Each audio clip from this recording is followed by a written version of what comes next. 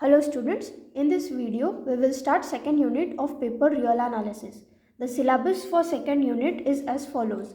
The first article comprises of sequence and uniform convergence. There will be some definitions regarding sequence and uniform convergence, also of uniform convergence of series and pointwise convergence and uniform convergence. After that, Cauchy criteria for uniform convergence, which will comprises of some theorems followed by some examples. Third article is Weierstrass M test, followed by Abels and Dirichlet test for uniform convergence. Then uniform convergence and continuity, uniform convergence and integration, uniform convergence and differentiation, and lastly Weierstrass approximation theorem. So let's start with article 1, that is definition of sequence and uniform convergence. Firstly, sequence of a function. Now let A be any set, and then to each natural number n, that is from 1 to up to so on n, we consider a function that is f1, f2 up to so on fn, which are from the set A to a set of complex number or a set of real numbers. Then we say that this fn is a sequence of function on the set A. Now for each x belongs to A, there will be another sequence, say fn of x, of real or complex numbers. This sequence fn may converge for certain values of x. That is for some values of x, this sequence fn of x will converge, and for some values it may diverge. Now what is pointwise convergence? Now as we have seen that this sequence fn will converge for certain values of x and may diverge for other values of x. But if this sequence converge for each x belongs to A, that is the sequence fn of x converge for each x belongs to A, then the limit of this function will exist for each x belongs to A, and so we denote it as f of x equals to limit n tends to infinity fn of x for each x belongs to A. And when such function f of x will exist, we say that this sequence converges pointwise on A. And here the function f, which was limit n tends to infinity fn of x, is called pointwise limit of sequence fn, and in short we can say it as f equals to limit fn on A, or fn converges to f pointwise on A. Now the equivalent definition of pointwise convergent sequence, that is if fn converges pointwise to f on A, then for every epsilon greater than 0 and for each x belongs to A, as we have seen that here the limit exists for each x belongs to A. Therefore for every epsilon greater than 0 and for each x belongs to A, there exists an integer n, and this integer n depends on epsilon as well as depends on x belongs to A, such that for n greater than n, there implies that mod of fn of x minus f of x is less than epsilon. This is the equivalent definition of pointwise convergence, or alternative definition for pointwise convergent sequence. Now what is uniform convergence? A sequence of function fn is said to converge uniformly to a function f on a set A if for every epsilon greater than 0 there is an integer n, such that for n greater than capital N, there exists fn of x minus f of x less than epsilon for x belongs to A. You can see the difference that here for every epsilon greater than 0 there is integer n, and this integer n will depend on epsilon only and not on x. Here it will depend on epsilon as well as x, but in definition of uniform convergence, this capital N, integer capital N will only depend on epsilon, and therefore for n greater than n, it implies that mod of fn of x minus f of x will be less than epsilon for uniform convergence. We call this function f the uniform limit of the sequence f. And in pointwise convergence, we called f as pointwise limit of the sequence, and we denote it as fn converges to f uniformly on set A. Now note that in definition of pointwise convergence, the value of integer n depends upon both epsilon greater than 0 and x belongs to A. That is, n will depend on epsilon as well as x. But in definition of uniform convergence, this integer n will depend only on epsilon. Now third note is uniform convergence will always implies pointwise convergence. That if a sequence is uniformly convergent, then it will be definitely pointwise convergence. But if a sequence is pointwise convergent, it may or may not be uniform convergent. Now we will see uniform convergence of series. If the sequence Sn of partial sum of series, that is of the series summation Fn converges uniformly on A, then the series will converge uniformly on A. And the sum of series is defined as f of x, which is equals to summation of fn of x, and here f of x is called sum of the series summation fn of x. So a series will converge uniformly on A if sequence of partial sum of series converge uniformly on A, and the sum of series is denoted and defined as f of x equals to summation fn of x for x belongs to A. Now next we will move on to the article 2nd of this unit, which is Cauchy criteria for uniform convergence. The statement for Cauchy criteria for uniform convergence is the sequence of function fn defined on set A. The sequence of function fn defined on set A converge uniformly on A if and only if for every epsilon greater than 0 there is an integer n such that m greater than n and n greater than capital N implies that mod of fn of x minus fm of x is less than epsilon for all x belongs to A. Firstly, we will take given as the sequence fn is uniformly convergent on A, and we will prove that for every epsilon greater than 0 there is an integer n such that m greater than n and n greater than capital N implies that fn of x minus fm of x will less than epsilon for all x belongs to A. So since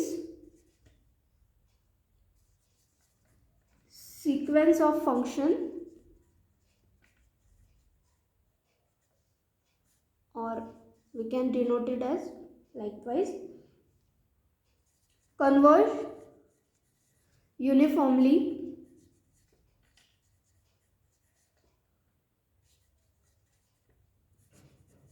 to a function f on set A.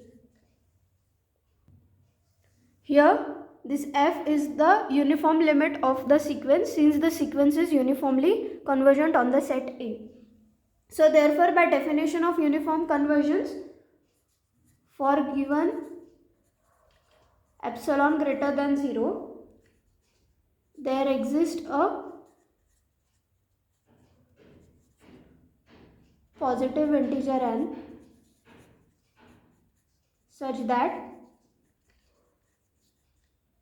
n greater than n implies that fn of x minus f of x will be less than epsilon by 2 for all x belongs to A. We give it as number 1. And also for m greater than n implies that mod of fm of x minus f of x will be less than epsilon by 2 for x belongs to A, and we give it number 2. Now consider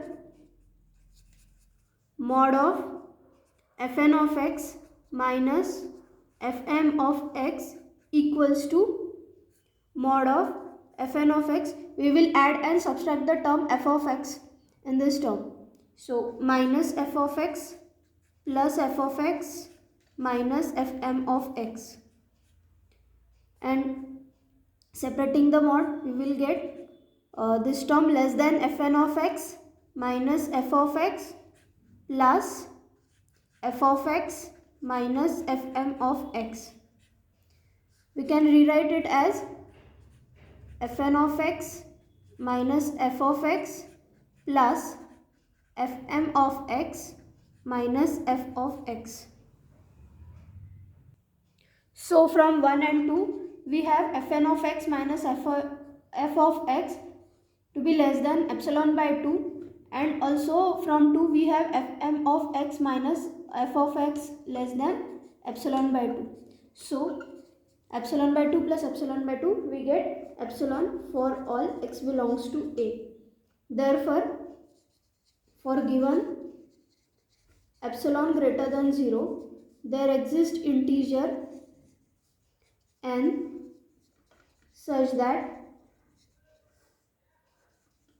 m greater than n and n greater than capital N implies that fn of x minus fm of x is less than epsilon for all x belongs to A. Now conversely, to prove that the sequence fn is uniformly, we will prove that the sequence fn is uniformly convergent on the set A.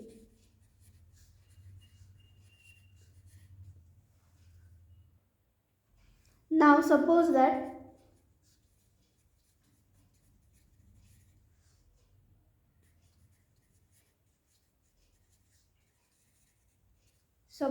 the sequence of function fn satisfies Cauchy criteria.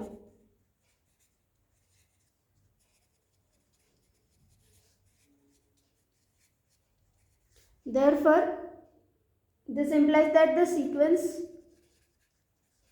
fn is pointwise convergent to f of x.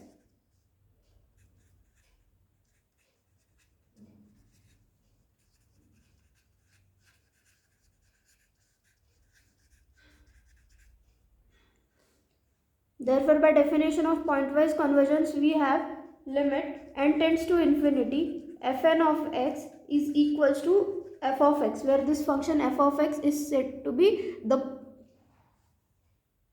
pointwise limit of the sequence fn. Now we have to prove that the sequence fn is uniformly convergent, that is fn convergent to f uniformly. So now as this sequence satisfy the Cauchy criteria, so by that let epsilon greater than 0 be given. So we choose integer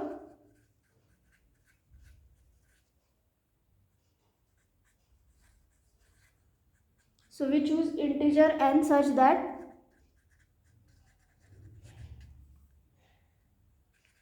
for mn greater than capital N implies that mod of fm of x minus mod of fn of x minus fm of x is less than epsilon for x belongs to A. So now here we will fix n and let m tends to infinity. So let's fix n and m b tends to infinity. Then we have for n greater than n implies that fn of x minus, as m tends to infinity we will take limit here, m tends to infinity fm of x for which will be less than epsilon for x belongs to A.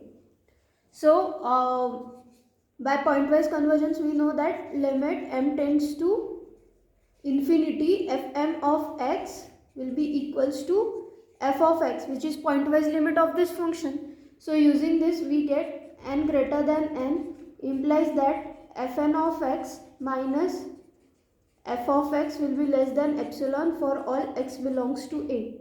Therefore for epsilon greater than 0 there exists integer capital N such that for n greater than n implies that fn of x minus f of x is less than epsilon for all x belongs to A, and therefore by definition of uniform convergence implies that fn converges uniformly to f,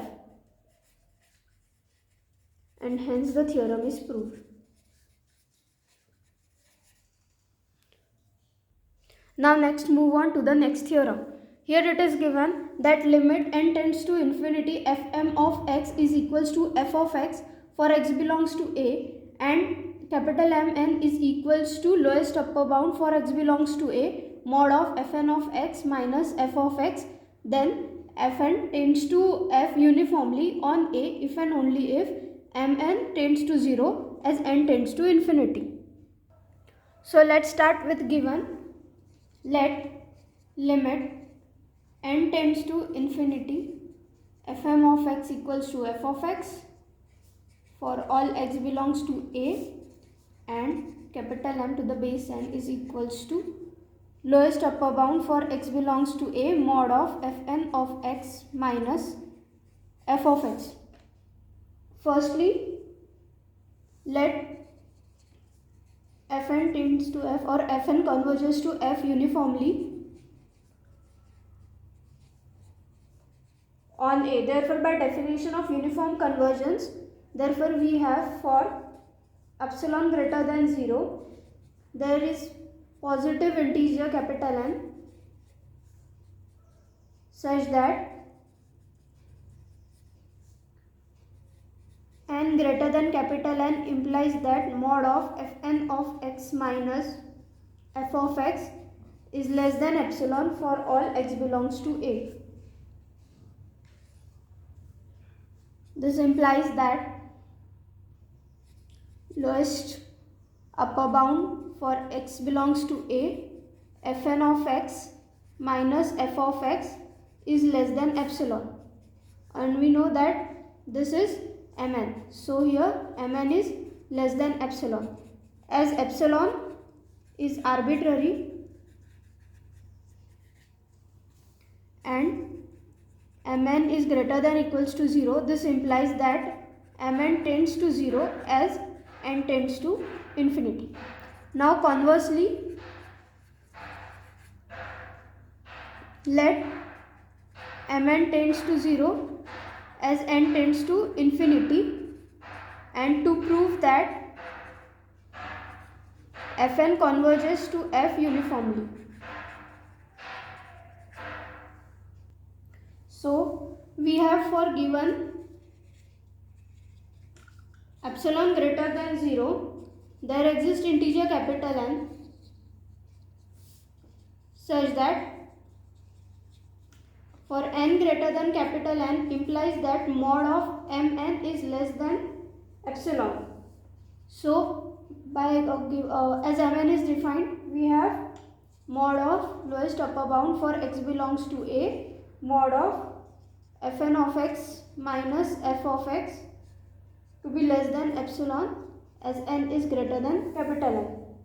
So this implies that fn of x minus f of x is less than epsilon and greater than capital N, and also for all x belongs to A. So by definition of uniform convergence, this implies that fn converges to f uniformly on set A, and hence the theorem is proved.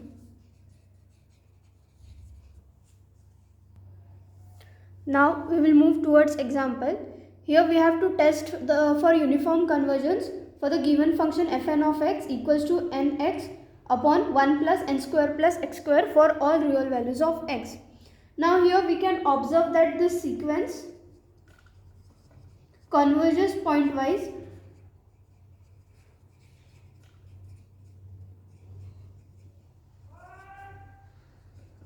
to f where f of x equals to 0 for all x belongs to R.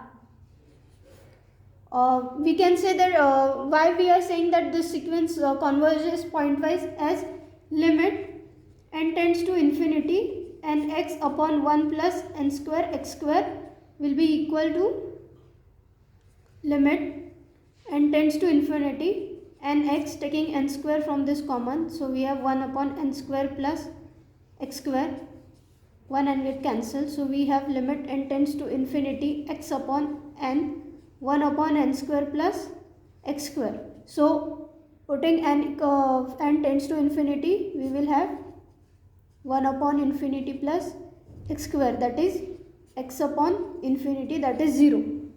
So as limit n tends to infinity and x upon 1 plus n square plus x square is 0, we can say that the sequence converges pointwise to f and f of x equals to 0. So now let the sequence fn, we are assuming that the sequence fn converges uniformly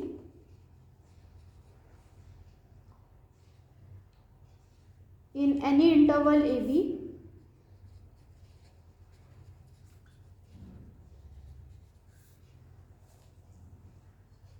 so that the pointwise limit is also the uniform limit.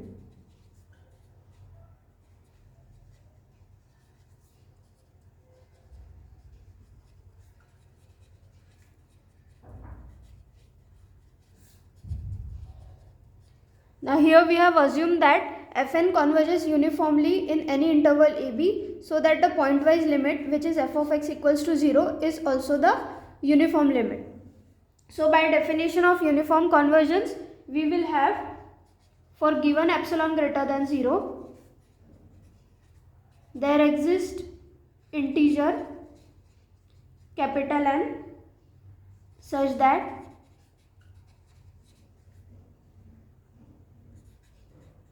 for all x belongs to AB, nx upon 1 plus n square x square minus 0 be less than epsilon for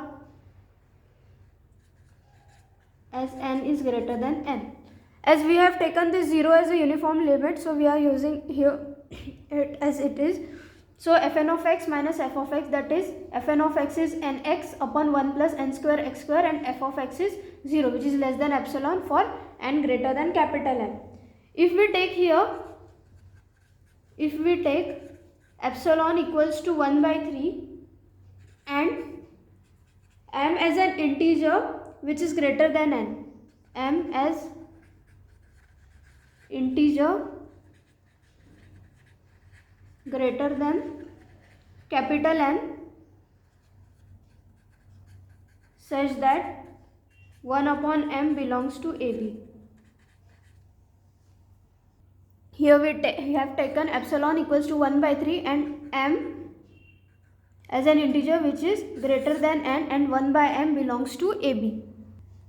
Now if we take n equals to m and x equals to 1 by m, that is take n equals to m and x equals to 1 by m, then nx upon 1 plus n square x square will be equals to 1 by 2. As we have taken, here we have nx upon 1 plus n square upon x square. Take n equals to m and x equals to 1 by m. So we have m 1 by m upon 1 plus m square upon 1 upon m square. So this will get cut, 1 upon 1 plus 1 equals to 1 by 2. So when we put n equals to m and x equals to 1 by m, then we get nx upon 1 plus n square x square equals to 1 by 2, which is not less than 1 by 3. That is 1 by 3 is epsilon. So here we get contradiction.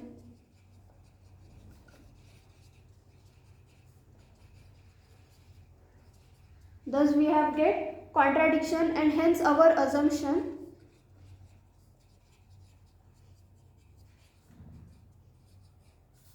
is wrong. Therefore, the function fn of x equals to nx upon 1 plus n square upon n square is not uniformly convergent.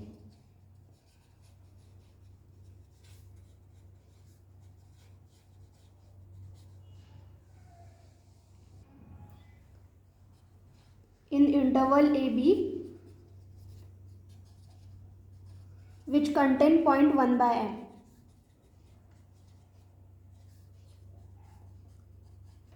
Now since we know that this 1 by m tends to 0, the interval AB contains 0, then the interval AB will contain 0. Hence the sequence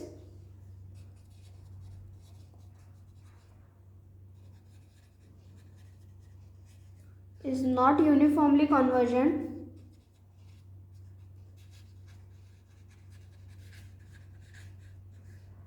on any interval